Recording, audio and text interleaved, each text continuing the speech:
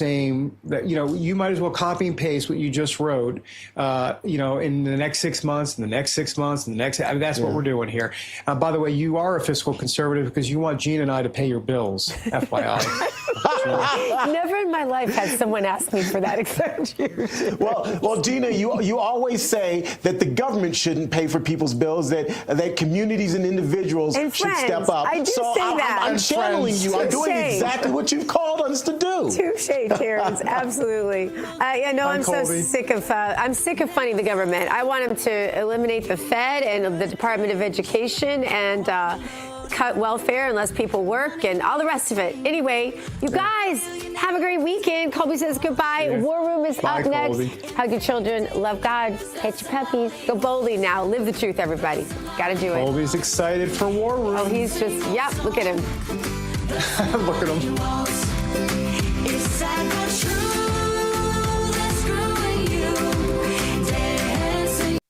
Official, the breaking news that we've all been waiting for. It is now out on Truth Social. President Trump saying that he has picked Kevin Warsh as his choice for the next chairman of the FOMC. Next chairman of the Fed. We will continue to get some of these numbers up. I have some of this information up. It is literally just hitting. But this is what we've been talking about since last night, really. The news was first out, kind of been reported in several different outlets that President Trump had honed in on his choice. He said that himself. Have you seen the actual truth? No, I haven't. I got it because he's really got a lot that he's saying here. We should probably go. Yeah. Is that all we're going to? Go ahead and read what you've got. Kevin currently serves as the Shepherd Family Distinguished Visiting Fellow in Economics at the Hoover Institution, lecturer at Stanford Graduate School of Business. He's a partner of Stan Druckenmiller at Duquesne Family Office, LLC. Received an AB from Stanford. Guess he couldn't get in anywhere else. And a JD, kidding, from Harvard Law. Also, he has conducted extensive research in the field of economics and finance, issued an independent report to the Bank of England proposing reforms and the conduct of monetary policy in the UK. Wow, the president went wild here with all this. Parliament adopted the report's recommendations. He became the youngest Fed governor ever at 35 and is a member of the Board of Governors of the Federal Reserve from 2006 until 2011 as the federal representative to the Group of 20, G20 as the board's emissary to the emerging and advanced economies in Asia.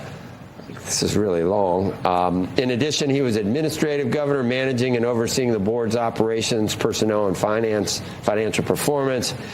And prior to his appointment to the Fed, from 2000 to 2002 to 2006, he served as special assistant to the president for economic policy and executive secretary of the White House National Economic Council. Previously, Kevin was a member of Mergers and Acquisitions Department at Morgan Stanley in New York. And I think, did Bonson mention that he knew him at Morgan Stanley? I think that's Is that what he said? Yeah. Serving as vice president and as an executive director. I've known, and here's, this is the last and maybe most salient thing here. I have known Kevin for a long period of time. Have no doubt that he will go down as one of the great Fed chairmen, maybe the best. On top of everything else, he is central casting, and he will never. Did you actually say that? Yeah, and he will never let you down. Congratulations, Kevin, President Donald Trump. This is the primal scream of a dying regime. Pray for our enemies, because we're going medieval on these people. You're just not got a free shot on all these networks lying about the people. The people have had a belly full of it. I know you don't like hearing that. I know you try to do everything in the world to stop that, but you're not going to stop it. It's going to happen. And where do people like that go to share the big lie? MAGA media. I wish in my soul, I wish that any of these people had a conscience. Ask yourself, what is my task and what is my purpose? If that answer is to save my country, this country will be saved. War Room. Here's your host, Stephen K. Bannon.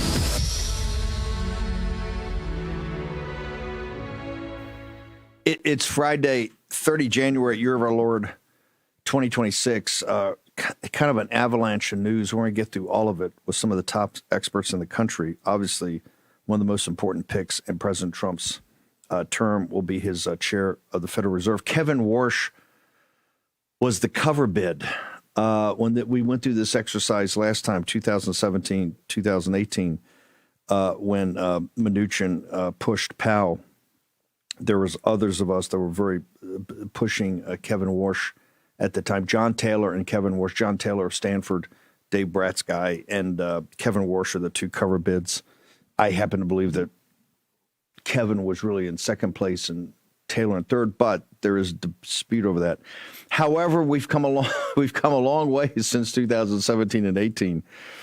He's an interesting pick. He's an institutionalist. He knows the Fed inside and out. He's a guy that may reform, but he's certainly not going to deconstruct. And on monetary and fiscal policy, I think he's a little different than President Trump. President Trump, I would say, is a dove and for a weak dollar. Kevin is a hawk and for a strong dollar. To show you what markets thought, stock markets, I think bond markets, fine. Gold, it hit 5,500, I think, yesterday. It's at around 5,000. Gold is off, and silver backed off. I think because people are looking at the situation with as the thesis we put out in the end of the dollar empire. But let's get an expert in here. Jason Trennert joins us. Jason, it seems like Wall Street is applauding this, really saying this is a brilliant pick by President Trump. Your thoughts? I wholeheartedly agree. I have to say I'm somewhat surprised, but I'm very pleased because I know most of the candidates pretty well. I know Kevin quite well, and I think that he is a perfect choice at a perfect time. I'm surprised that President Trump picked him because he is a hawk, but from a financial markets perspective, it's terrific. It's good for the bond market. It's good for the long end of the curve. But hang on 1 second. Let's go, because the audience loves you, and you and I can have smart repartee. I'm shocked, and I was Kevin Warsh's, I think, one of his biggest advocates 7 years ago. It's just things have changed. I mean, President Trump, explain to the audience, when I say President Trump is a dove when it comes to monetary policy, and he's for a weak dollar, which traditionally presidents for a strong dollar. And Kevin, ideologically, has always been a hawk, and he's always been for a strong dollar. Yeah. Explain to the audience what that means. Well, it means simply that President Trump wants lower rates. He's obviously beat up Jay Powell pretty good on that. I don't think that's been helpful for the financial markets. I'm a big fan of the president, but some of the actions versus Jay Powell are not market friendly. I'll put it that way. But President Trump wants lower rates. There's no two ways about it. And he believes that his program of cuts in taxes on capital spending, particularly R&D or so on, are going to lead to massive productivity gains, which will keep inflation at bay. Kevin, I think, agrees with that and will ideologically believe that, but he's not going to cut rates just because the president wants him to, or at least I would say, not for a while. And I think in that way, it's a very good pick for the financial markets. And personally, I think it's great. No. Every sophisticated guy I know on Wall Street, I think, is one, shocked, but two, think it's great for the markets. So I only got a couple of minutes with you. Yeah. The last couple of days, maybe the couple of weeks, people are saying there's a little bit of rebellion in the bond market against President Trump's. Now, President Trump's plan already, I think we're looking at, and you're the one that broke that story, 4, maybe even 5% growth in the real economy, not just the government economy. President Trump is telling people internally he thinks he can hit 6% or 7% if he gets enough runway here. There has been a little reaction in the bond market. So talk to people. What has that been? There's a little nervousness. And why does Kevin Warsh maybe solve that problem for President Trump? Well, the first thing is, I don't think I am of the belief that it's not mutually exclusive to have strong economic growth and low inflation, especially if the strong economic growth is coming from productivity gains, which is what President Trump is hoping for. So I think 4 is doable, I think. And that's, as you know, that would be out of sight in terms of what we've been doing for a long period of time. Then you would add inflation to it, so maybe 2.5. So then you're looking at nominal GDP of 6.5, which is, amazing. So in my opinion, it's quite good. The real question is whether these cuts, these supply side parts of the one big beautiful bill will really result in big capital spending and research and development. Because if that happens, in my opinion, the growth will be fantastic and inflation will remain low. And that's the bet that Scott Bessent and the president have made, right? Also the forcing function of the tariffs, which haven't added to inflation so far. Tell the audience, before we lose you, why are the capital market, particularly, we all talk all the time that the bond market has turfed out more governments than howitzers, and it turfed out the previous prime minister of the United Kingdom. The bond market right now, they've got Macron wrapped around the axle. They could end the fourth or fifth republic because they're having a tough time pulling together a government. Why is the bond market so vitally important for President Trump? And why is Warsh, although President Trump and Warsh have differences of view on monetary policy, why is Warsh probably for capital markets the smartest pick at this time? Yeah, I think to answer your first question, the reason why the bond market is so important is that it's the risk-free rate. Everything is priced off of it. All mortgages, corporate spreads, high yield spreads, all of that is priced off of the U.S. Treasury market. So if long rates increase for the Treasuries, rates will go up across the board for the economy. Economy is very leveraged, and so big increases in interest rates at the long end will turf out leaders. Right now, it looks like the long end is behaving very, very well, and that's good for stocks. What we found, if right now, let's say bond yields are about 4.25, we found that if rates get to 4.5 or 4.75, the stock market could have some indigestion. So we're pretty bullish on this pick, and I think it's great for the capital markets. As far as your second question, I think Kevin represents a temperament which I think, let's say, is not always visible from the administration, which is to say, he's a little bit of a calming force in something that can seem like, a little bit of a circus. And I think for the financial markets, they love that. I love it. I think it's, again, great pick. And I'm surprised President Trump made this pick, but I think it's a very inspired one. I am with you. It's a quite surprising pick, but you're right. Kevin is a safe pair of hands. He was back, and as I said, and I'm not shy about rubbing people's noses in this, if they'd listened to either the Bratts of the world or the Bannons of the world, you would have had John Taylor or Kevin Warsh back in 2018, and the world would be a very different place right now instead of having Powell. Where do people go on your social media, for your Twitter? Also, the funds, you've got kind of a MAGA fund. Where do people go to find out more information about it?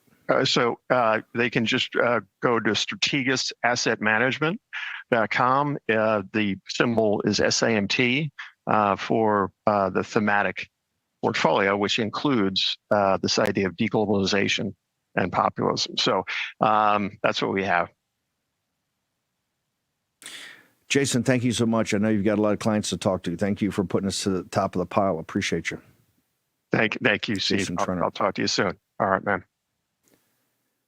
So, Kevin, as a hawk on interest rates and a advocate for a strong dollar, that's why you saw the gold and precious metals. We're going to try to get Philip Patrick. We can't get him this morning, this afternoon, to talk about it. It was more than just profit taking. So people are like, hey, you're going to have a new sheriff in town, and this sheriff's got a very different idea about things. Because, as you know, the decline in purchasing power of the dollar, the 25% lost in 4 years in Biden is tectonic. That is what's hurdled gold forward. One of the principal reasons, one of the central banks are buying, so why the BRICS nations are involved. And that, like you said, that's tough to recover. That's why gold's gone from 1,000 to 5,000. And it's right now at 5,000. It was at 5,500, heading to 6 with the pick last night, because there were a couple of doves In the group, I think Reeder could be considered a dove. I think Hassett could be considered a dove because he works the president head at NEC. Very surprising pick given President Trump's philosophy. President Trump comes out as obviously a real estate titan. Real estate titans and developers are always looking for lower rates. President Trump is the first to admit that. And he thinks it fuels the economy. He's been all over Powell. Some of the biggest fights, as you folks have sat ringside for these over the last couple of years, have been between the head of the Federal Reserve and the President of the United States. President of the United States, probably, I think, the most sophisticated businessman that's ever. Maybe General Washington. You know, General Washington was the richest man in America when he took the presidency. Pretty sophisticated on not just agriculture, on real estate. He knew real estate as well as President Trump. But those are the two most sophisticated businessmen we've ever had in the office. And President Trump's got very, very, very set ideas when it comes to capital markets, finance, and the economy. Okay, we're going to go from the halls of power in Washington to the streets of Minneapolis with Ben Bergquam next.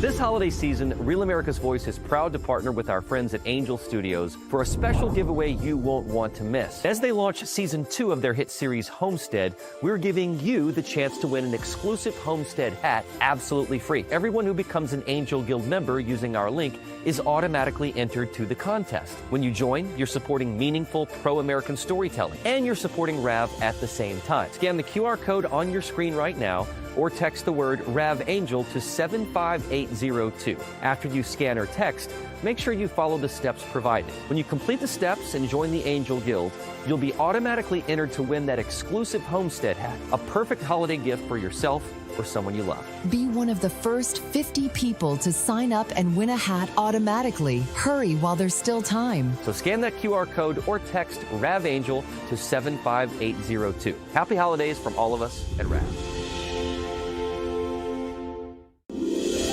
This holiday season, Real America's Voice is proud to partner with our friends at Angel Studios for a special giveaway you won't want to miss. As they launch Season 2 of their hit series Homestead, we're giving you the chance to win an exclusive Homestead hat absolutely free. Everyone who becomes an Angel Guild member using our link is automatically entered to the contest. When you join, you're supporting meaningful pro-American storytelling, and you're supporting RAV at the same time. Scan the QR code on your screen right now, or text the word RAVAngel to 75802. After you scan or text, make sure you follow the steps provided. When you complete the steps and join the Angel Guild, you'll be automatically entered to win that exclusive Homestead hat, a perfect holiday gift for yourself or someone you love. Be one of the first 50 people to sign up and win a hat automatically. Hurry while there's still time. So scan that QR code or text RAVAngel to 75802. Happy holidays from all of us at RAV.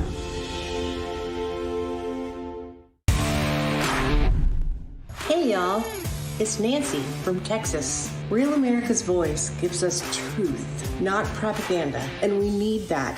Thank you so much.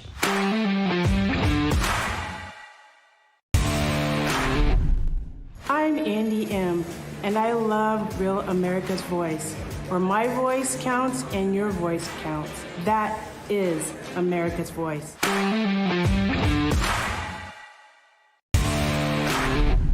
This is Tim King, also known as USS Malik, and I love Real America's Voices for its like-minded programming and the chat.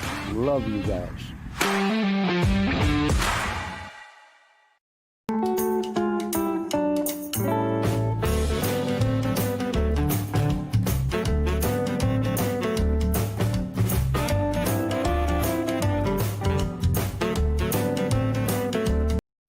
But the president was asked, will you be pulling back immigration agents out of Minnesota? This is what the president had to say. We'll do whatever we can to keep our country safe. So not pulling back? No, not at all. No, not at all. I told you. Okay, we're going to go to the streets of Minneapolis right now. I think they just dropped the flashbang grenades. I think they're getting ready to tear gas. Ben Bergquam's there live. Ben, I thought things had calmed down. I thought the insurrectionists were all happy because Homan, our friend Homan, has stood down, sir. Yeah, no, it's anything but. So what you have now is you've got the same people basically on Fridays now. They're doing protests. They're going to be protesting all over the city, basically trying to shut down the city. It's a boycott, stop working. And so this is at the Whipple right now. They're blocking the street. They just deployed the flashbang. The cops, so the sheriffs are actually here today working with them to help provide security. So Steve, you know this, I know this. It's not going to get better. You can't bend the knee to terrorists. You can't negotiate with terrorists. But hang on. But hang on for a second. You're breaking news. The law enforcement, the sheriffs of Minneapolis, the people that report up to that police chief, they're actually there today. Are they there as actual law enforcement so that ICE doesn't have to be out in that crowd? Sheriffs, not PD. But we did see Minneapolis PD at the site at Alex Petty's memorial yesterday. So they were there actually providing security. I haven't seen that. So there appears to be a shift, at least in seeing law enforcement helping protect and serve, which is actually their job. They're moving us back. We're going to have to move back a little bit so we don't get tear gassed. But there definitely is a shift in that direction. But when it comes to deportations, I don't see anything changing. Ben, what officers threw the flashbangs? Was it local law enforcement or was it more ICE and Customs and Border Patrol or Border Patrol? Who threw the flashbangs, grenades? It was ICE, so it came out of the federal building, and we're in Bloomington. Technically, we're right in between St. Paul and Minneapolis. It's the sheriff's department, though, that's working with them. So it's actually the sheriffs are actually providing the security. So excuse me, it was the sheriffs that did the flashbang. The guys that are all suited up right now, those are county sheriffs that are here providing security for the federal building. Okay, hang on. That were deployed, which we haven't seen before, not ICE, actually threw the flashbang grenades. You sure about that? From what I could see, these are the guys pushing the guys in the street. I didn't actually see who threw it, but it came from the guys swatted up, and they're all sheriffs. Ben, what is are these protests? You told us yesterday that this weekend was going to be a massive demonstration of Antifa, and all these outside groups are all pouring into Minneapolis. I would assume that would have been called off, given the fact that Homan said, "Hey, we're gonna try to de-escalate here." Of course, the president said last night, "We're not pulling any of the ICE people out." So what ended up? Why did we end up in a situation where you've got a protest today? Well, because look, the base of the Democrat Party doesn't want any deportations. They chant no borders, no walls, no USA at all. So it doesn't matter if if President Trump or Tom Homan say we're going to stop the street raids and walk in the streets and doing arrests on the streets. We're going to do targeted enforcement. To the base that's out here, they don't care. They don't want any deportation. So you're not going to see anything change. They want ICE abolished. So nothing's going to change. You're going to see this increase. Again, until the 2026 elections, this is going to continue to increase. And it plays right into this whole argument over the debt ceiling and this debate with Schumer and potentially compromising, which would be an absolute disaster for MAGA.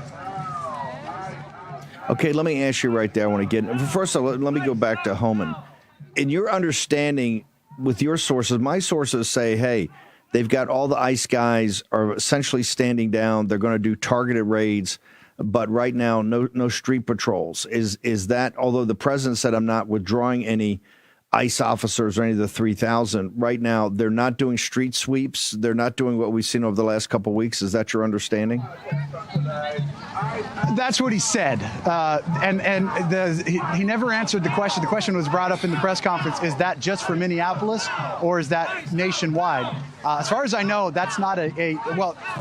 Again, it's questionable. There was a memo that went out to Border Patrol, apparently saying that as well. We'll wait and see. But I can tell you the only reason those street sweeps, or whatever you want to call them, were going on was because of the sanctuary policies and because of the activist organizations that were obstructing ICE from even doing the targeted enforcement. So when you go and sit on a house, you're doing surveillance on a house with an admin warrant, and you're sitting there for 4 hours. That gives the activists time to surround your vehicle and attack you. So the leftists knew that, the activists knew that. So they're fine with the targeted enforcement because they can obstruct them all. We're coming in. Hang on, I'm gonna get out of the shot. Let me get it. Looks like sheriffs are coming back in here. They started throwing objects on the cars. But yeah, everyone you see in SWAT gear right now, every one of those guys that I can see are sheriffs. I don't know if you can zoom in on any of the vests. I don't see any DHS, any Border Patrol or ICE out here. It's all sheriff, all local law enforcement. Now, Ben, you would agree that is different than what we've seen. We haven't seen the sheriffs or the Metropolitan Police that engaged today, correct? And this is such an important point. This is the difference between what you see in places like Florida and Texas, why the operations, you don't hear about the attacks, you don't hear about people getting shot for the most part, other than illegals, criminal illegals that, they're going in and doing criminal warrants on or shooting inside the house. This is the difference in places like Minneapolis is you don't have law enforcement. You didn't have law enforcement working with ICE or Border Patrol. People. Hang on a second. Well, so this is the big difference. This is the big difference, Steve. When law enforcement works with ICE, then you get a perimeter of protection. So when you get things like this that happen, and ICE operations are happening, you get a perimeter and you have security. When you have a sanctuary jurisdiction, they don't protect law enforcement ICE officers, and it allows things like the Alex Preddy to happen, like the Renee Good to happen. Yeah. So you want to blame anybody for their deaths besides their own actions. It's the fact that they allowed this to happen. There are no illegals. Well, if you came into our country, Ben, let's focus on us, okay? Not focus on her. We're doing the interview, not her. Ben, you asked a question yesterday of Homan about any of the groups financing this or in back of this, and he said, stand by. People are going to be held accountable. Do you have any updates of anybody you've checked? I've done some checkings, and people say there's massive investigations underway with Treasury, with IRS, with DOJ, but have you heard anything from Homan's team? So I know they're doing the investigations on that. Apparently, there are arrests that are coming. Ironically, I don't know. I haven't seen the details on it, but apparently Don Lemon got arrested. But as far as the organizers, the leaders behind it, what he told me was they're working on the investigation and arrests are coming. We don't want you here. Ben, this bill. Ben, focus. Ben, the bill that's up now in the Senate, and you've got this thing in the House. There looks like we're going to shut the government down. This Democratic part of the bill, where the Democrats are saying that you got to have body cameras, you can't wear a mask. I mean, they've got a whole litany of things. So they're going to carve that out, and for 2 weeks they're going to pass everything else, keep the government open, in 2 weeks negotiate that. We just heard, I've talked to some people in the House today, they're not sure the House will even pass that and even consider it. Anything that you've heard about that, or how big a difference will that make in the ICE efforts?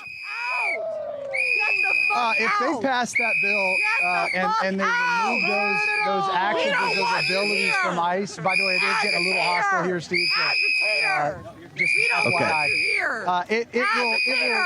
It will destroy the base of MAGA. We talk about, it will destroy the base of MAGA. This is, and by the way, Chuck Schumer is one of the guys who signed off on grants going to these open borders leftist organizations. But there's no way, you cannot bend the knee right now. Anybody who votes for this. Go ahead, Steve. Cannot bend the great report, Ben. Why don't you get someplace a little quieter, and we'll come back to you later, okay? Great report. Don't engage in a debate, Ben. You're not going to debate. This is not debatable, okay? Thank you, Ben Bergquam. You see right there the savages in the streets. This is what the ICE agents have to put up with every day. Ben Bergquam's just reporting on an American street a story, and what happens? You see, there's nothing but savages. That's why you can't bend the knee to this. You can't look the other way. And all the pontificating on Fox News and the Wall Street Journal and the wusses in the United States Senate and the pressure that's coming from the House on the president and on Kristi Noem, on Stephen Miller. Stephen Miller and Kristi Noem should not go anywhere. They've been giving great advice to the president. Look, it's not Kristi Noem or Stephen Miller or Commander Bavino or Tom Homan or Real America's Voice and Ben Bergquam or Steve Bannon. We did not bring 15 million, yes ma'am, illegal alien invaders into the United States of America. And I'm sorry to break your heart, precious, but they are illegal. And they're all going to go home. And this is what you've got, because right there, what you saw on the streets attacking Ben as he's just trying to give you a report and information are the very folks that want to destroy this republic. So we can either bend the knee to them or blank or say, fine, we're just going to walk away and go live our lives. Or you can get down into it and say no. All illegal aliens, just not the criminal illegals, but all illegal aliens are going to be sent back to their point of origin. Full stop. Full stop. They're going to try to intimidate you. They're going to try to shut you down. It's going to hoot blink. You saw the president last night. Hey, I'm not withdrawing any forces. And the more of this he sees, the more that he sees now, you got the sheriffs involved there. And you see the sheriffs just do some flashbangs. These are local law enforcement finally getting into the fray. Everybody's going to have a belly full of this quite quickly. Short commercial break. We're going to return.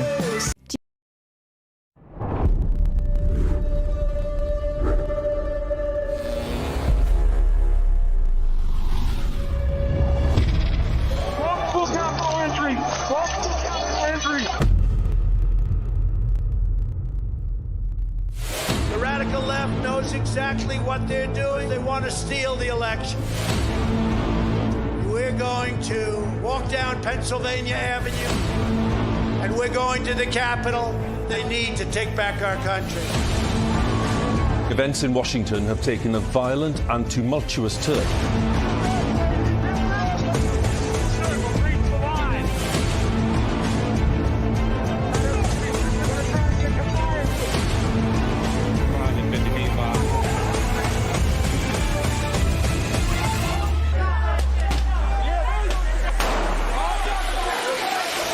January 6th wasn't just a moment in history. For thousands of Americans, it was the moment their voices were taken. It's insurrection. They were persecuted, hunted. Seditious conspiracy. But behind prison walls, something unexpected happened. They found their voice again. Started singing the national anthem. We took it up to him at Mar-a-Lago. He goes, I'll put my voice on it. Our supporters made this go platinum. Real America's Voice is telling the real story of January 6th like you've never seen it before. Everybody, this must be peaceful. This is not the story you were shown. I take responsibility. This is the story they live. Government entrapment scheme that this actually was. The J6 Patriots are no longer staying silent. They are speaking, they are standing, and they are telling the truth. You can't kill us. You can't beat us. Scan the QR code or visit RealAmericasVoice.com. Real America's Voice presents The Sleeping Giant. Available now.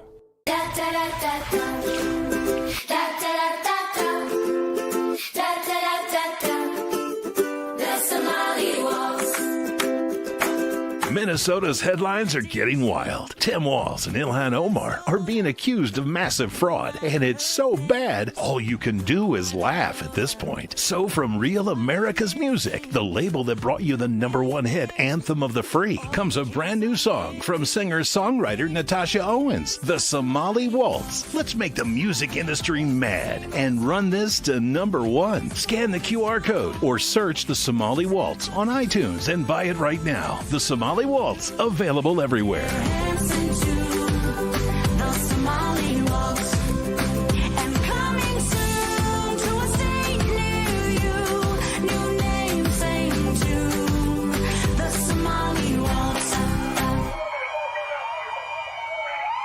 War Room. Here's your host, Stephen K. Bannon. Okay, you see what's happening on the streets. Okay, so I think we're going to end up shutting down the government tomorrow. I can't imagine the House gets their arms around this. Like I said, they're going to try to prove all aspects of the government are basically 6 big bills for the government, carve out DHS, and have a 2-week negotiation on that. Now, here's the problem. What has been listed that they're going to negotiate is it's taking the mask off the ICE officers. It's body cams on the ICE officers. It is changes in techniques of the sweeps that they do. Most important, and there's a bunch of other stuff. Most importantly, they're going to require a warrant for every time that they have an action or every time that they have probable cause. It's just not going to happen. The Democratic Party, the radical Democratic Party, and don't sit there for all those guys like Chris Murphy and all those guys who look like a church vestryman, that they're so moderate. You know, the Roy Coopers of the world, although he's running for governor in North Carolina, but that type, that kind of older white guy who looks like he's, calm and, a safe pair of hands. These people are radicals. If you agreed with those items, you would not deport anybody. We have to draw a line, and we have to have standards. If you're here illegally, you're going home. You're leaving. You're not going to live here. You're not going to have health care. You're not going to have, you're not going to be the education system. Your kids aren't going to go to school. I'm sorry. Somebody has to stand up for this country. America first. This is about the sovereignty of our nation. Just to make sure you understand the scale of it, there's 12 to 15 to 20 million. Can you imagine sitting there in World War II and telling George Patton and Omar Bradley and Chester Nimitz and Douglas MacArthur that 80 years after they led us to this victory and all the blood and turmoil that we shed, much less the Russians and the Lao Beijing in fighting Japan and Italy and the Nazi Germany, that brutal sweep across the Pacific at places like Peleliu and Tarawa, where we have Cleo Pascal coming today, that's American territory, given the blood of the Marines. Every one of these is big and as horrendous as Normandy. If we told those folks, hey, folks, at the end of those battles, by the way, in about 80 years, there's going to be 15 million people who are not citizens going to invade our country by a president who was was not illegally elected, going to have an illegal president and an illegal regime. And what they're going to do is they're going to make it so 15 million people and strategically put them throughout the country so you get this Somalian situation. That's what you're fighting for. It doesn't matter. They wouldn't believe you. They couldn't believe you. Go back to the 1940s. They would say, what are you talking about? That will never happen in the United States. What did Lincoln say? That any destruction of this country would come internally, that the greatest powers on earth, and Attila the Hun and the Roman legions and Caesar himself, the greatest armies in the world, could not for a second dip their hand in the Ohio River? Could not take one drink of water in the Ohio River. Impossible, he said. Impossible to conceive it. And they were on the cusp of a civil war. Well, he was telling, hey, we can only do this to ourselves. This is worse than the Civil War in many regards. Obviously not the slavery issue, but in some of the other issues that they fought about and what the insurrectionists in the South, and I come from Richmond, Virginia, so you're taught the military history and the history of the Confederacy basically every day of your life as a little kid. But this is actually far worse because we have 15 to 20 million people who are not citizens in this country, and now you have an entire credential class that's out of their mind, and you have elites all over the world, the Chinese Communist Party and the Mexican government, and I dare anybody to refute the research Peter Schweizer's done. It's the reason the book's the New York Times #1 bestseller. It's the #1 bestseller because it talks to you about the people that are in back of this. What's the subtitle? How American elites and foreign powers used immigration as a weapon. They use it as a weapon against this country and against you, the citizens of this country, particularly the African-American, Hispanic, and white working class. That's who they're replacing. That's who they're replacing. So they can have a more malleable crowd. But they all have to go. It'd be so easy for everybody in the South. It'd be so easy for President Trump to say, no, It's too hard. They get too many whistles. They have too many, they're going to sit there and yell in Ben Bergquam's face. There are no such things as illegals. Well, ma'am, I beg to differ. There are, and there's at least 15 million here, and they're all going to go, whether you throw a temper tantrum or not, whether you throw your toys out of the pram, whether you whistle, whether you cry, whether you have what you did with, the nurse. Remember, he was so calm. As President Trump said, I think his stock is going down. You see how out of control? He's a domestic terrorist. He's a violent domestic insurrectionist terrorist. That's what he is. That's what he is. And you see it in living color in that shot where he goes after the car and goes after the agents. He's out of control like these people are. This is the formation they've had. They're demons. You're dealing with a demonic power. You have to understand that. You're either going to stand in the breach and have people's back. But the Senate, it's so disturbing I hope the House kills this thing today. I mean, I would say all of those are non-negotiable. It's non-negotiable. If you take the mask off, all their families are going to be doxxed and they're going to be terrorizing their families. You can't do it. The individuals, you're not going to have a force. They know that. That's why they're asking for it. The body cams, and they're going to make it easier to sue. They're going to make it ability. You see that crowd right there around Ben Bergquam? They get to sue the sheriffs now, not ICE. The sheriffs throw a flashbang grenade and they get to sue. I got a ringing in my ears. Well, that's too damn bad. It's going to get worse this weekend. And you got them all cheering on. You got all the media, you got all the cultural people. They're all cheering them on. You see the same crowd, Bruce Springsteen. That's why we play that song, The Streets of Minneapolis, so that you're sitting there pulling your hair out going, please stop. I want you to fully understand what's going on here. It's your own whistle into your own ear. And we can't say enough. Chief Commander Bovino, America says thank you. Or at least the little slice of America that is the War Room Posse. And we realize it's a small slice. That's okay. We punch way above our weight. We're fine with that. But they say thank you. You're a hero. And we love what you did there. Okay, we're not Brett Hume, all these guys, because it's the same crowd that always blinks. Let's go back in time. Brandon Weichert joins me, an author that's written so many great books, including one about Iran and the craziness of the mullahs and the Ayatollah and everything about the revolution that threw out the Shah. He's now working on a book about hemispheric defense. Brandon's one of the smartest guys I know about strategy. What interests me here is that the people that are getting soft and blinking, right, about here, the Karl Rove and the Lindsey Grahams and the Britt Humes, he gets all puffed up, right? Gets all puffed up like a big old toad when he starts thinking deep thoughts. He's going to give me some deep thoughts. That entire crowd were the same crowd. They did two things. Number one, it's the same crowd that had the pom-poms out cheerleading. We had to go to Iraq. Yep. They're going to be throwing roses. Crystal and that crowd being throwing roses in the streets, and they're going to be welcoming us and embracing. It's going to be like Paris in 1944. In July and August of 1944. That's what's going to happen in Baghdad. Yeah. And as soon as that didn't happen, and it got tough, and those kids and those young American men and women that were there, it looks like Minneapolis, right? It looks like you got a small contingent of military there, and these crazies in the street terrorizing them every single day. And these are the first guys that cut and run. Fox News stopped showing anything about the Iraq or Afghan war except what they were kind of forced to show about some of the combat.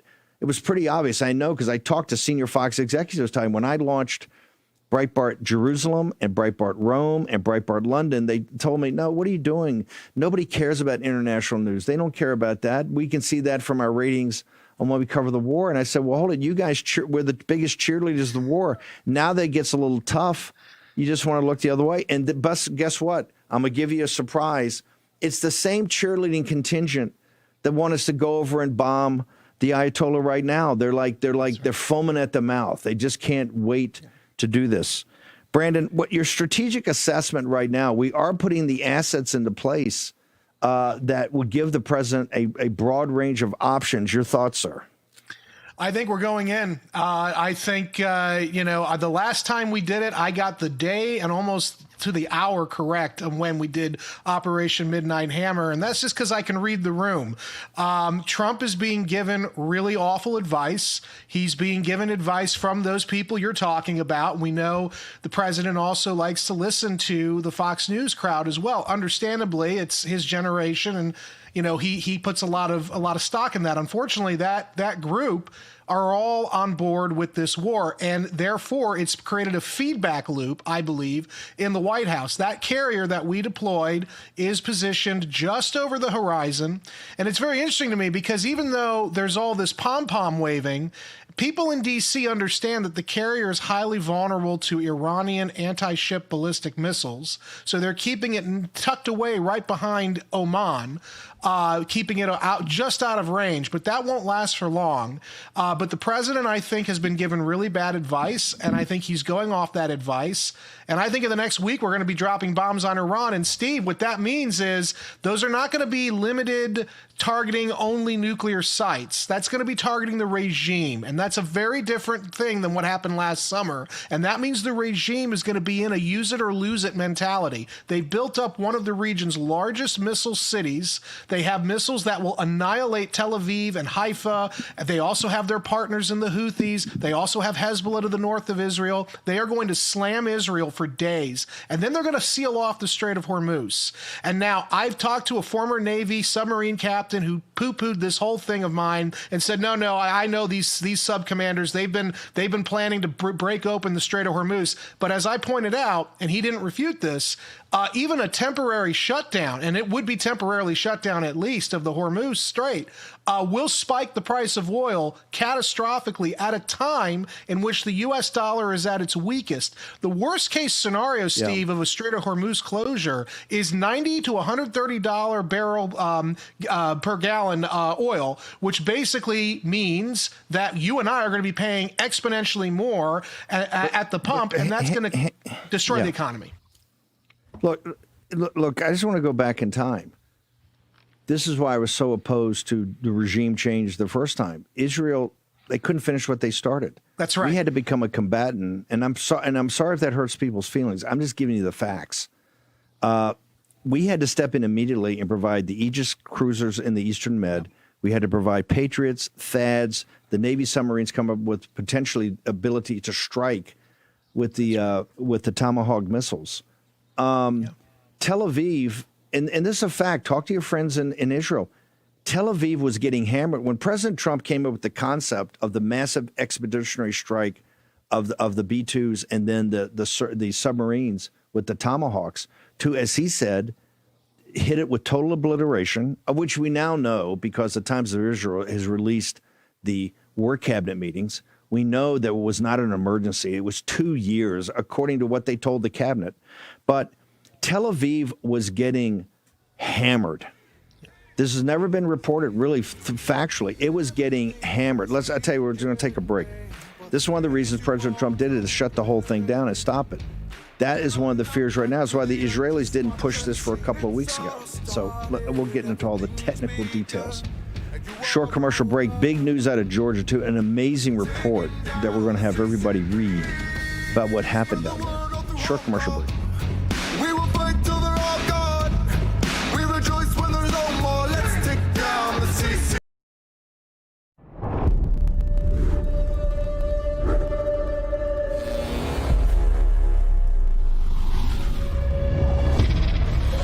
Full capital entry. Full capital entry. The radical left knows exactly what they're doing. They want to steal the election. We're going to walk down Pennsylvania Avenue, and we're going to the Capitol. They need to take back our country. Events in Washington have taken a violent and tumultuous turn.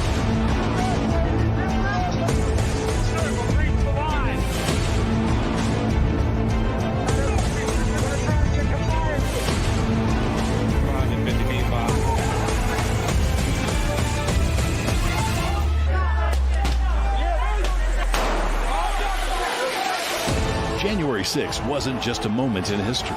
For thousands of Americans, it was the moment their voices were taken. It's insurrection. They were persecuted, hunted, Seditious conspiracy. but behind prison walls, something unexpected happened. They found their voice again. Started singing the national anthem. We took it up to him at Mar-a-Lago. He goes, I'll put my voice on it. Our supporters made this go platinum. Real America's Voice is telling the real story of January 6th like you've never seen it before. Everybody, this must be peaceful. This is not the story you were shown. I take responsibility. This is the story they live. Government entrapment scheme that this actually was. The J6 Patriots are no longer staying silent. They are speaking, they are standing, and they are telling the truth.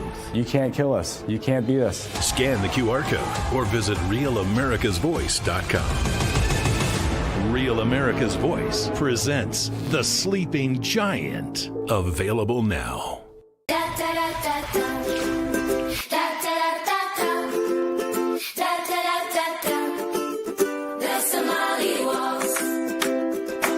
Minnesota's headlines are getting wild. Tim Walz and Ilhan Omar are being accused of massive fraud, and it's so bad, all you can do is laugh at this point. So from Real America's Music, the label that brought you the #1 hit, Anthem of the Free, comes a brand new song from singer-songwriter Natasha Owens, The Somali Waltz. Let's make the music industry mad and run this to #1. Scan the QR code or search The Somali Waltz on iTunes and buy it right now. The Somali Waltz, available everywhere.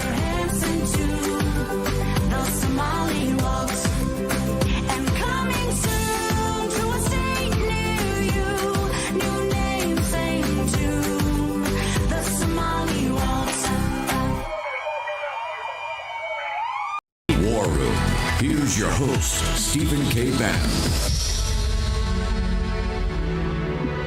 Brandon, just back on a technical detail, why would they want... So the regime is very damaged because of President Trump's sanctions. Clearly the military operation, the expeditionary strike on the nuclear weakened them, I think, as much with their people as military damage over and above whatever nascent, because it was nascent, nuclear program they had.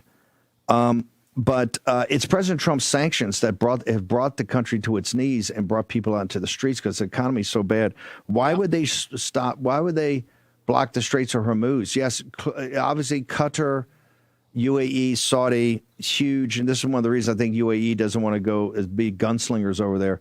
But the only way they get cash from the Chinese Communist Party, they have to get that through the Straits of Hormuz. I've been an advocate of a naval blockade and a quarantine. Yeah.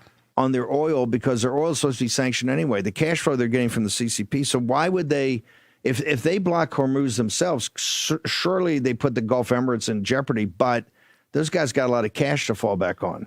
The mullahs are hanging on by their thumbs, are they not? They are, and the regime may fall on its own. We don't need to do anything. Just let the people handle it in Iran. It's their business. But as for the Strait of Hormuz, this is my theory on this is since we would likely be targeting not just military targets, we would be targeting actual regime targets. The rumor now is the New York Times, take it for what you will, is reporting this morning that commando raids are being planned on a larger scale, but similar to what we did with Maduro. That could go upside down very fast.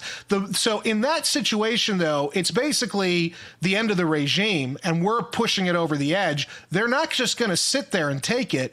They're going to do something drastic, and they know, or they think, that shutting down the Straits of Hormuz would probably do a lot of damage to us economically. It might even force a quasi-regime change here because they know that the midterms are so close and that Trump is really, having trouble here because people are not fully on board with everything he's doing. So this might be part of the final FU the Iranians, the regime, give as their regime is collapsing and we're pushing it over the ledge. So you're saying that that Israel took huge hit in the 12-day Tel war. Tel Aviv. I saw pictures, Steve, that are not allowed to be posted, but Tel Aviv was much more damaged than they let on. Yeah, this is one of the reasons President Trump stepped in, is no doubt. The word was out that Hillary was getting hammered. Netanyahu owes him big. So why? What do you mean by that? Well, look. In my opinion, had the Iranians continued with the operational tempo they were doing and with their size of a missile arsenal, they were probably going to completely annihilate the Israeli economy. That would have then forced a political backlash against Netanyahu, which with all of his other issues he's dealing with domestically, politically, he probably would have at the very least been kicked out of office and maybe even thrown in jail. By Trump intervening with the very limited effective strikes that he did, Trump broke that fever, and he saved Netanyahu politically. Whether that was the intention or not, I don't know, but it certainly reset the game for another 8 to 9 months.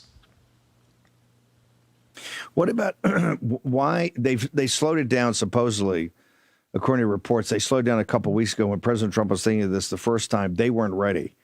Do you think there are any? Because I've advocated the Persian people brought this on themselves. They kicked us out, and the Shah. Hey, the Shah's no beauty, right? They had problems. They kicked them out. They took the deal over. They held us a hostage for a year and a half or a year and 15 months. They brought an Islamic Republic on themselves. They wanted it. People have to take their destiny in their own hands. If we do regime change from the top, then all of a sudden you own it. And people say, well, the 20 or 30,000 people being killed in the streets. You know what? That's a terrible thing. But it's not. There are people here being. It's really not our business. That's right. Yes, that's right. There's not our business. But the Israelis, knowing that they are at jeopardy too, and probably more at jeopardy because of the proximity. Why would they be pushing this? If you're arguing that you don't think they're militarily ready now on the defensive side? Because clearly they weren't last time, we had to finish what they started. So why do you say now they're pushing this? Well, I think that they think that it's basically now or never. And Netanyahu said this a few weeks ago. We can take 700 plus missile strikes from Iran so long as it means that the regime in Iran is no more. Of course, he said that while he was hiding out in Crete. But the bottom line here is the Zionist regime is extreme. The Islamist regime is extreme. They're both operating off of these kooky, notions and worldviews. And so they're both basically like these two bulls circling each other, trying to get the best shot in first. And so the Israelis believe, yes, they'll get struck, but somehow, with America's help, they'll be able to survive, and then they will go on, and it will be a completely broken down Middle East that they will then have hegemonic control over. And this is the Netanyahu plan for decades. It's being implemented. It's in the final phases, but I think it's going to blow up in their faces. We got about a minute. I know you got to get back to work on this hemispheric defense book you're working on. If you were over in the Oval Office having a cup of coffee with the President of the United States, the Commander-in-Chief this morning, and you had a minute to give him your best advice on 30 January, where we stand with this entire thing, knowing the assets are getting in place, what would you tell him? I would tell him, do not strike, focus on the home front, get the economy fixed. No American voter in 10 months is going to care about how successful or unsuccessful. Well, they'll care if it's unsuccessful, which it likely will be. We will likely get stuck in another Middle East war. I would say, do not do this. Would you quarantine the oil? Would you shut off the Straits of Hormuz and have the Navy blockade like they did in Venezuela? I think we can. That's probably more doable. But do not strike. Do not get into a regime change war. Not over this. Not now. Where do people get you on social media? You're coming in a little hot on Twitter. Where do they go? Yeah, well, so you can get me on Twitter at WeTheBrandon, or you can find me at, I just got hired 2 minutes ago, 1945.com, Harry Kazianis. So I'll be starting there on Monday. Thank you, sir. Maybe we'll have you back on Monday to tell us about the operation. Thank you, sir. Appreciate you. One of my favorite guys is going to join us. We are going to go, there's going to be a press conference, just got called, at the Justice Department with Todd Blanchard, who was just on with us about a week ago. We're going to go to the Justice Department and see what